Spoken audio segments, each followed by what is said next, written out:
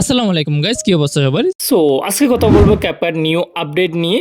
তো নিউ আপডেটের মধ্যে এমন দুইটা অপশন যোগ করছে, এই অপশনগুলো আপনারা মনে মনে খুঁজছিলেন।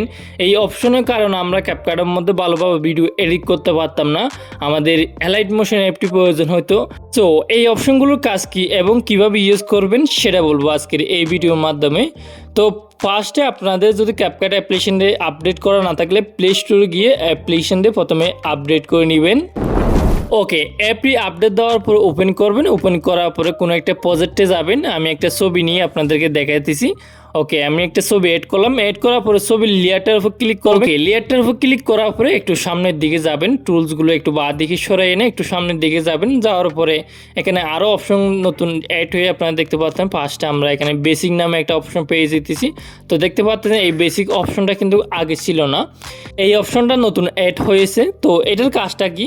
তো আমরা এটার উপর ক্লিক করার সাথে সাথে তিনটা অপশন দেখতে পাচ্ছেন। একটা হচ্ছে পজিশন, একটা হচ্ছে স্কিল, আর একটা হচ্ছে রোটেট।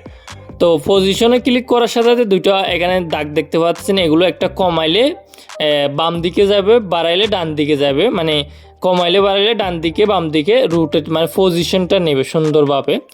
তো এটা হচ্ছে আগে আমাদের হাতে করতে হতো, সুন্দরভাবে অ্যাডজাস্ট হইতো না। হাতে করলে এটা অ্যাডজাস্ট হইতো না। উপর দিকে উঠাইতে চাইলে বেশি উপরে উঠতে যেত, মাঝখানে বসাতে চাইলে মাঝখানে বসাইতে পারতাম না, অ্যাডজাস্ট ভালোভাবে হতো না। আমাদের এই অপশনটা খুবই প্রয়োজন ছিল তখন। এই জন্য বলছিলাম মানে অ্যালাইন মোশন অ্যাপটির মধ্যে এইটা আছে, এই জন্য অ্যালাইন মোশন অ্যাপটি আমাদের প্রয়োজন হয়তো অ্যাডজাস্ট করার জন্য। তো আমরা এখানে অ্যাডজাস্ট করতে পারতাম না ভালোভাবে। তো এখানে দেখতে পাচ্ছি পজিশনের মধ্যে আমরা উপরে যেটা আছে এটা বাড়াইলে কী হবে, ছবিটা ডান দিকে যাবে, কমাইলে ছবিটা বাম দিকে যাবে। এর নিচেরটা আপনার বাড়াইলে ছবিটা নিচের দিকে নামবে, আর কমাইলে ছবিটা উপরের দিকে উঠবে। আর স্কিলের মধ্যে এটা বাড়াইলে ছবিটা জুম হবে, আর কমাইলে এটা জুম আউট হবে, ছোটো হবে। আর রোটেট অপশনটার মধ্যে ছবিটা এভাবে ঘুরাইতে পারবেন, এভাবে বাড়াইলে ছবিটা এভাবে ঘুরবে। ওকে, দ্বিতীয় নম্বরে আমরা পেয়ে যেতেছি অটো রিফ্রেম। এটা কিন্তু আগে ছিল না এই অপশনটা। তো এই অপশনটার কাজটা অনেকেই জানেন না। এই অপশনটার কাজ কি, আপনারা যারা লং ভিডিও থেকে শর্ট ভিডিও করেন আপনাদেরকে আমি বোঝাই। যেমন ইউটিউবের ভিডিও, ইউটিউবে একটা লং ভিডিও, লম্বা ভিডিও, ওয়াচের ভিডিও, ধরেন ওয়াচের ভিডিও, তারপর আছে নাটক, তারপর ভাইরাল নাটক, ভাইরাল ওয়াচ, ভাইরাল মুভি।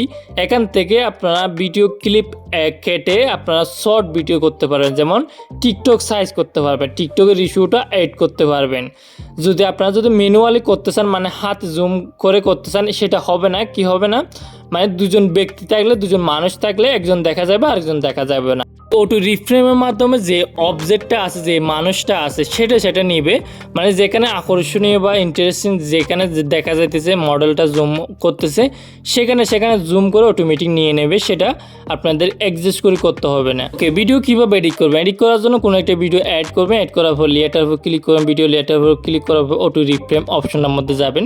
তো এখান থেকে কোনো একটা ইস্যু অ্যাড করতে পারেন। শর্ট ভিডিওর জন্য টিকটক ইস্যুটা সিলেক্ট করবেন। নাইচুলের ইস্যুটা সিলেক্ট করার পরে অটোমেটিক মডেলগুলো নিয়ে নেবে। দেখতে পাচ্ছেন আপনারা যেখানে আমার এই ভিডিওর মধ্যে অভিনয় করতে মেইন ক্যারেক্টার, মেইন মডেল আছে, সেটা নেবে এখানে। ওকে, তারপর টিকমার আইকনটার মধ্যে ক্লিক করবেন। ক্লিক করার পরে ব্যাক আসবেন। ব্যাক আসার পরে আবার ইস্যু অপশনে যাবেন। ইস্যু অপশনে যাওয়ার পরে 9:2 স্লো ইস্যুটা আবার সিলেক্ট করবেন। সিলেক্ট করার পরে দেখবেন শর্ট ভিডিওটা এডিট করা হয়ে গেছে, কোনো কষ্ট ছাড়া, কোনো সময় ছাড়া।